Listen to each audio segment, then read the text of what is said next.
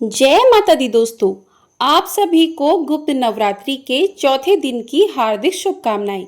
आप सभी पर मां जगदम्बा की कृपा सदा सर्वदा बनी रहे।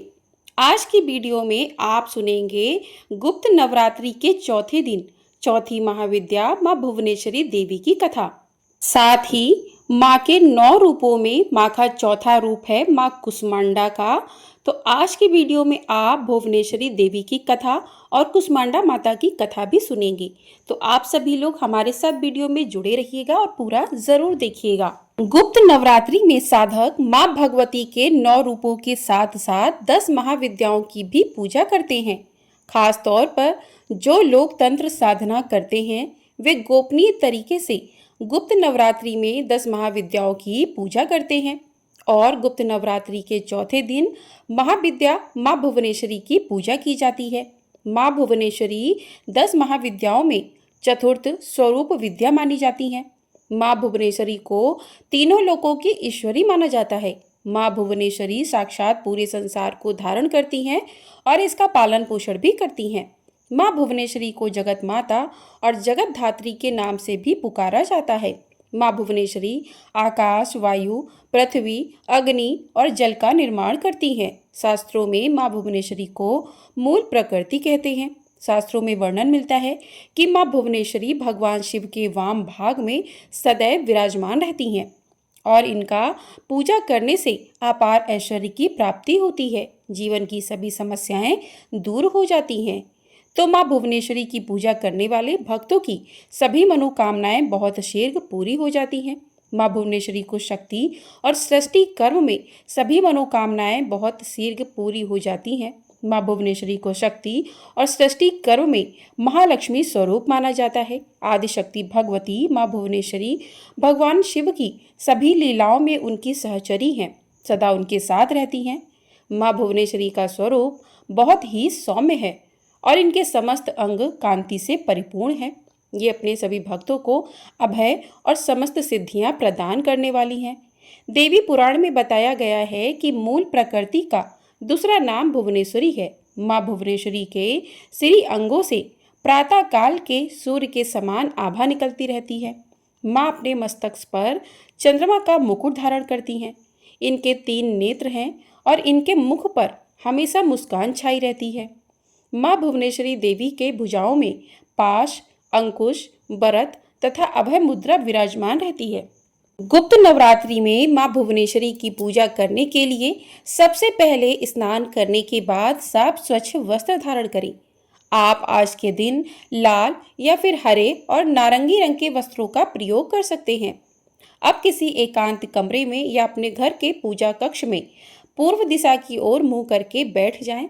पूजा करने के लिए हमेशा पहले ऊनी आसन का प्रयोग करें। अब अपने सामने एक लकड़ी की चौकी पर साफ वस्त्र बिछाकर उस पर गंगा जल छिड़क कर शुद्ध कर लें। अब एक प्लेट रखें, उस पर रोली से त्रिकोण का निर्माण करें। अब इस त्रिकोण में अखंडित अक्षत भर दें। अब इन अक्षतों पर सिद्ध प्राण प्रतिष्ठा युक्त भुवनेश्वरी यंत्र की स्थापना करें। भुवनेश्वरी यंत्र के समक्ष अक्षत की 10 ढेरियां बनाएं और इन 10 ढेरियों के ऊपर क्रमशः एक एक लघु नारियल स्थापित करें। अब इन सभी लघु नारियल पर क्रमशः रोली का तिलक लगाएं, अक्षत अर्पित करें। इसके बाद भुवनेश्वरी यंत्र के समक्ष शुद्ध घी का दीपक प्रज्वलित करें और यंत्र का पूजन करें और फिर माँ भुवनेश्वरी देवी का ध्यान करें। अब दोनों हाथ जोड़कर माँ भुवनेश्वरी का सच्चे मन से ध्यान करके धूप, दीप, अक्षत, पुष्प आदि से पूजा करें। फिर भुवनेश्वरी महाविद्या मंत्र का जाप करें। आप ओम देवी भुवनेश्वराय नमः इस मंत्र का जाप कर सकते हैं। मंत्र का जाप हमेशा सफ़ेद हकीक की माला से ही करना चाहिए। यदि आप मंत्र का जाप नहीं कर रहे हैं तो आप केवल सच्चे मन से माँ भगवती से, महाविद्या माँ भुवनेश्वरी से प्रार्थना करके उनसे अपनी मनोकामना पूर्ति की प्रार्थना कर सकते हैं, उनका ध्यान कर सकते हैं। अगर आप चाहें तो माँ भुवनेश्वरी की पूजा किसी शिव मंदिर में जाकर भी कर सकते हैं। इसके लिए सबसे पहले किसी भी शिव मंदिर में जाकर षोडशो उपचार द्वारा माँ भगवती भुवनेश्वरी का पूजन करें। अब गाय के घी का दीपक जलाएं, कपूर जलाकर धूप जलाएं। माँ भुवनेश्वरी को सफ़ेद पुष्प, चंदन, अक्षत और इत्र अर्पित करें। दूध और शहद अर्पित करें। साथ ही माँ भुवनेश्वरी को मावे का या मावे से बनी मिठाइयों का भोग लगाएं। माँ भुवनेश्वरी की पूजा संपन्न करने के बाद माँ को चढ़ाए गए भोग को किसी भी सुहागिन महिला को आप दे सकते हैं। और अगर ऐसा करना संभव ना हो तो आप माता पार्वती जी के चरणों में भी इस प्रसाद को अर्पित कर सकते हैं। यदि आप ऐश्वर्य प्राप्त करना चाहते हैं तो माँ भुवनेश्वरी पर रात रानी का इत्र अर्पित करें। पारिवारिक समस्या को दूर करने के लिए माँ भुवनेश्वरी को 12 सफेद पुष्प अर्पित करें। यदि आपकी कोई विशेष मनोकामना है, उसकी पूर्ति आप चाहते हैं, तो माँ भुवनेश्वरी पर चढ़े हुए अक्षतों को आप अपने घर में किसी सुरक्षित जगह पर छुपा कर रख दें। मनोकामना पूर्ति होने के बाद उन अक्षतों का आप विसर्जन कर दें। माँ भुवनेश्वरी की पूजा में कुछ बातों का भी ध्यान आपको रखना चाहिए। महाविद्या माँ भुवनेश्वरी की उपासना करने के लिए उपासक को सिद्ध प्राण प्रतिष्ठित भुवनेश्वरी यंत्र, सफ़ेद हकीक या रुद्राक्ष की माला, 10 लघु नारियल, ये तीनों चीज़ें होना अति आवश्यक है। लघु नारियल का वास्तुशास्त्र में विशेष महत्व माना जाता है। लघु नारियल की पूजा करने से घर में धन संबंधी समस्याएं दूर हो जाती हैं। माँ भुवनेश्वरी की साधना हमेशा सुबह 4 बजे से 6 बजे के बीच में या फिर रात में 10:15 बजे के बाद ही करनी चाहिए। माँ की पूजा करने के बाद भुवनेश्वरी कवच का पाठ अवश्य करना चाहिए। माँ भुवनेश्वरी की यह साधना 11 दिनों की होती है। जो तांत्रिक लोग होते हैं उनके लिए ये नियम है, लेकिन जो लोग केवल गुप्त नवरात्रि के बहुत ही सरल आसान विधि से व्रत रख रहे हैं, उन्हें केवल सरल विधि से माँ भुवनेश्वरी की पूजा बाकी दिनों की तरह ही करनी चाहिए। माँ भुवनेश्वरी की साधना करते समय उपासक को पूरी आस्था के साथ सभी नियमों का पालन करना चाहिए। साधक को माँ भुवनेश्वरी की साधना उपासना से जुड़ी सभी जानकारियों को पूर्ण रूप से गोपनीय रखना चाहिए, अर्थात गुप्त रखना चाहिए, नहीं तो पूजा सफल नहीं होती है। 11 दिनों के बाद पूजा संपन्न करने के बाद भुवनेश्वरी यंत्र को अपने मंदिर के घर के मंदिर या तिजोरी में लाल वस्त्र में बांधकर 1 साल के लिए रख देना चाहिए और पूजा में इस्तेमाल की गई सभी सामग्री को नदी में प्रवाहित कर देना चाहिए या फिर किसी पीपल के नीचे गड्ढा खोदकर दबा देना चाहिए। सामग्री का विसर्जन अगले दिन करना चाहिए। इस प्रकार से माँ भुवनेश्वरी की पूजा करने से आपकी साधना पूर्ण हो जाएगी और आपके ऊपर माँ भुवनेश्वरी की असीम कृपा सदा बनी रहेगी। माँ भुवनेश्वरी की साधना करने से मनुष्य को ज्ञान, धन, सम्मान और प्रतिष्ठा की प्राप्ति होती है। तो ये थी माँ भुवनेश्वरी देवी के स्वरूप और माँ की पूजा किस प्रकार से करना चाहिए। अब हाथ में पुष्प लेकर माँ की कथा को सुने। तो भुवनेश्वरी शब्द 2 शब्दों से मेल से बना है, भुवन और ईश्वरी, जिससे इस भुवनेश्वरी का अर्थ बनता है समस्त संसार के ऐश्वर्य की धात्री। परंतु क्या आप जानते हैं कि माता भुवनेश्वरी की जन्म के साथ कौन सी कथा जुड़ी हुई है? तो चलिए आज मैं आपको बताती हूँ। तो प्रिय श्रोताओं, पौराणिक कथाओं के अनुसार एक बार दुर्गम नामक दैत्य के अत्याचार से त्रस्त होकर देवताओं और ब्राह्मणों ने भगवती की आराधना करने का निश्चय किया।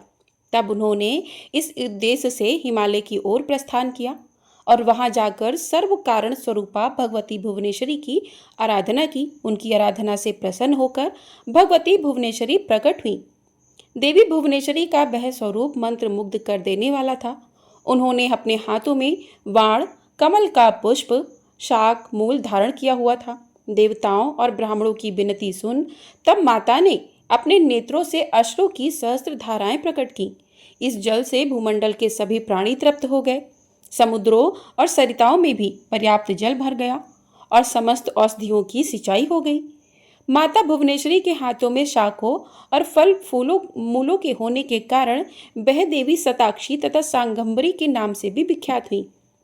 देवी भुवनेश्वरी ने ही दुर्गमासुर का संहार कर उसके द्वारा अपहृत वेदों को पुनः देवताओं को सौंपा था।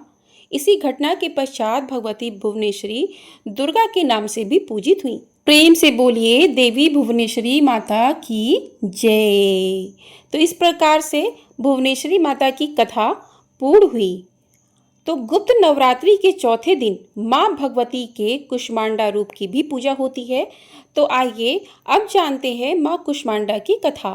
माँ कुष्मांडा अष्टभुजाओं वाली देवी कहलाती हैं।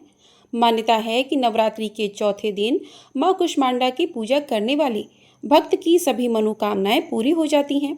भक्तों को सुख सौभाग्य की प्राप्ति होती है। यदि पढ़ने वाले छात्र देवी कुष्मांडा की पूजा करें तो उनकी बुद्धि और विवेक में भी वृद्धि होती है। माँ कुष्मांडा भक्तों को रोग, शोक, विनाश से मुक्त करके उन्हें आयु, यश, बल और बुद्धि प्रदान करती है।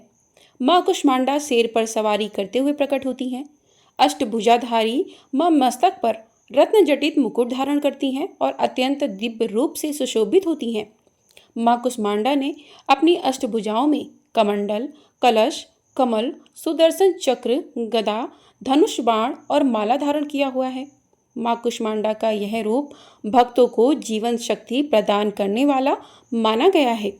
अब आप सभी माँ कुष्मांडा का ध्यान करते हुए माँ कुष्मांडा के प्रति अटूट श्रद्धा भक्ति भाव के साथ इस दिव्य और परम पुण्यदायी कथा का रसपान कीजिए। तो प्रेम से बोलिए माता कुष्मांडा की जय। तो प्रिय श्रोताओं, किसी देश में सुशील नाम का एक निर्धन ब्राह्मण रहा करता था। हर दिन मिलने वाली भिक्षा से ही वह अपने परिवार का पेट पालता था। उसका परिवार बहुत बड़ा था, इसलिए वह प्रातःकाल होते ही भिक्षा मांगने के लिए घर से निकल जाता था और शाम होने पर लौट कर आता।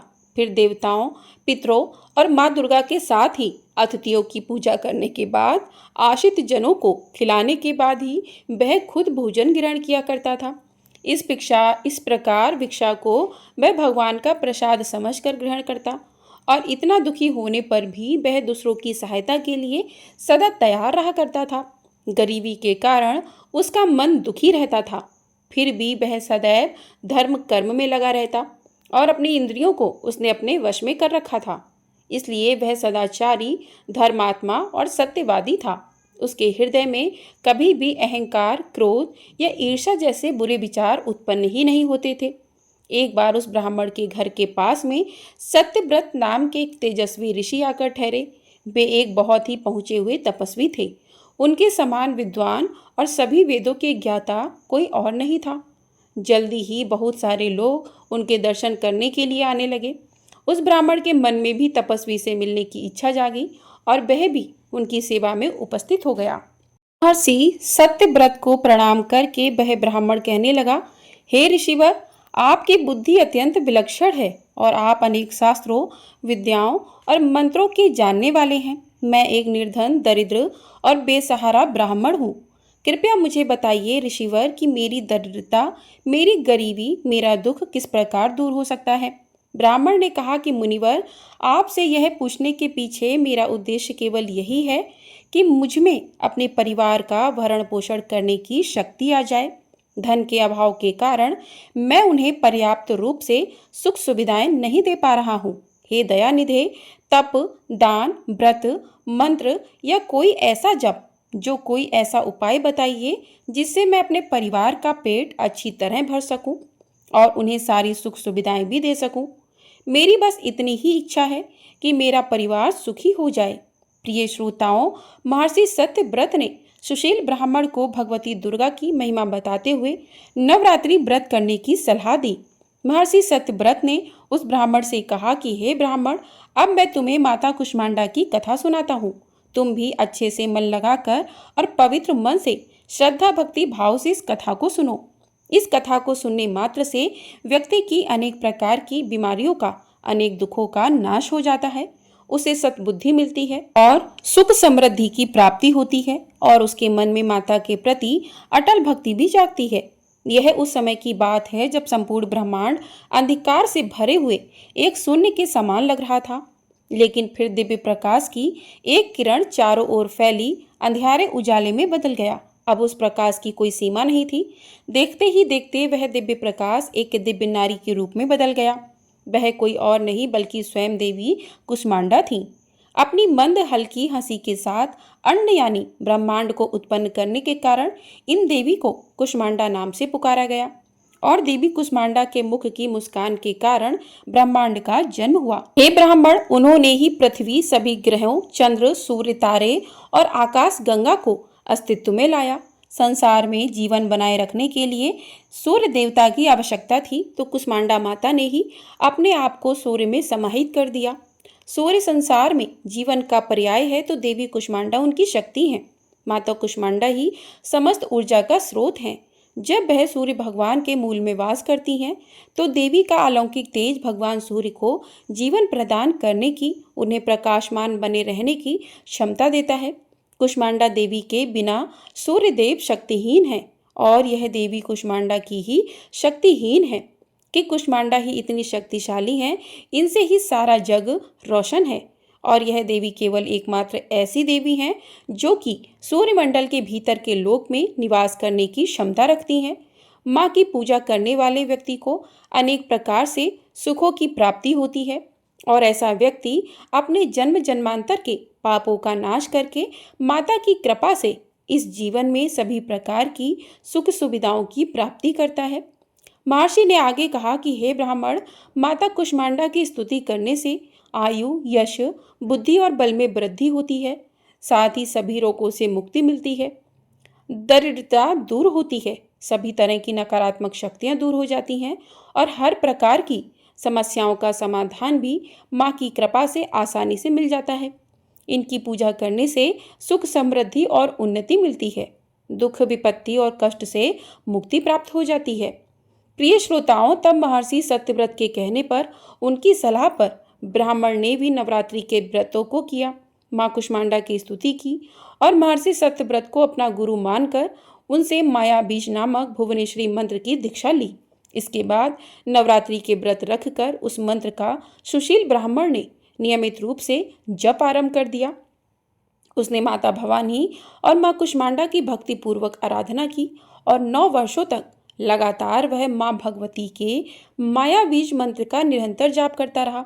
उसकी भक्ति से प्रसन्न होकर तब देवी भगवती ने नव वर्ष की नवरात्रि की अष्टमी तिथि को मध्य रात्रि में उसे स्वप्न में दर्शन दिए और इस प्रकार माँ कुष्मांडा की कृपा से सुशील ब्राह्मण की दरिद्रता दूर हो गई। माँ भगवती की कृपा से उसके घर में सुख और समृद्धि के भंडार भर गए। सभी मिलकर प्रेम से बोलिए, माँ कुष्मांडा माता की जय। प्रेम से बोलिए, माँ भुवनेश्वरी माता की जय। तो इस प्रकार से माँ कुष्मांडा की कथा पूर्ण हुई और माँ भुवनेश्वरी की पूजा विधि और कथा आज की इस वीडियो में पूर्ण हो गई है। आशा करती हूँ आपको सभी जानकारी प्राप्त हो गई होंगी। तो आपको वीडियो पसंद आई हो, वीडियो को लाइक कर दीजिएगा। चैनल पर नए हैं तो चैनल को सब्सक्राइब भी कर लीजिएगा। आपको हमारे चैनल पर सावन कब से प्रारंभ हो रहे हैं, सावन में क्या क्या करना चाहिए, सावन में सोमवार कितने पड़ेंगे और सावन का महात्म्य प्रतिदिन सुनाया जाएगा, तो आप लोग चैनल को सब्सक्राइब ज़रूर से कर लीजिएगा और बेल आइकन प्रेस कर दीजिएगा, जिससे आने वाली सभी वीडियो आपको समय से प्राप्त हो सकेंगी।